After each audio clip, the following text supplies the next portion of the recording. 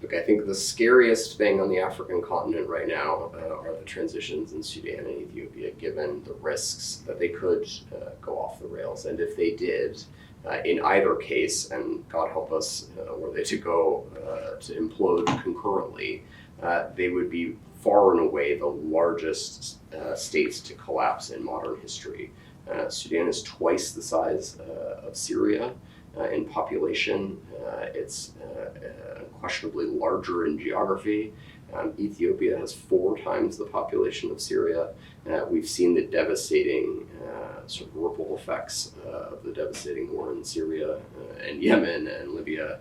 And Sudan and Ethiopia are of an altogether significantly larger order of magnitude. So the risks are huge. That said, the opportunities are also tremendous, right? So if you see Sudan, for example, able to chart a course towards a stable, civilian-led democratic transition, it could serve really as a beacon for not just the Horn of Africa and a number of states in that region that have long struggled with authoritarianism and poor governance, but also for the Arab world, right? Which, as we've seen since the Arab Spring, has had sadly far too few successes in terms of democratic transitions, right? And Sudan actually has some inherent assets, the very brutal rule of Omar al-Bashir, the deposed president aside, some inherent political assets that suggest that it may actually be possible for it to succeed in that regard.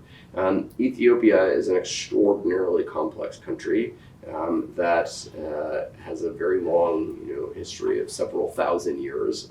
At no point which there has been really anything other than authoritarian rule. So, it's certainly it's an uphill battle to bridge towards some form of democracy. It's going to be a long-term game. But the United States unquestionably has an interest in seeing both of those transitions succeed. And success really doesn't mean sort of perpetuation of military rule or security state, because that only is only a recipe really for instability, in my view.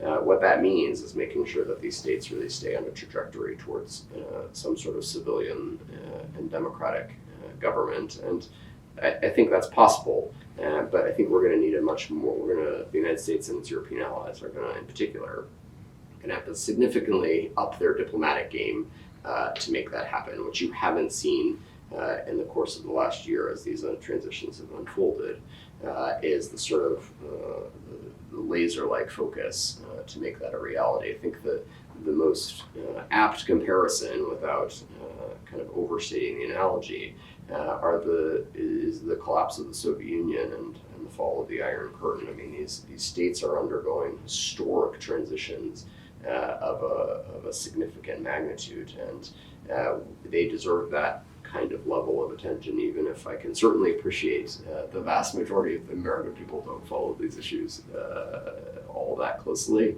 I think that we'll find that they can certainly, were these to go off the rails, everyone sadly would then focus on them, and by that point it may very well be too late to put the pieces back together again.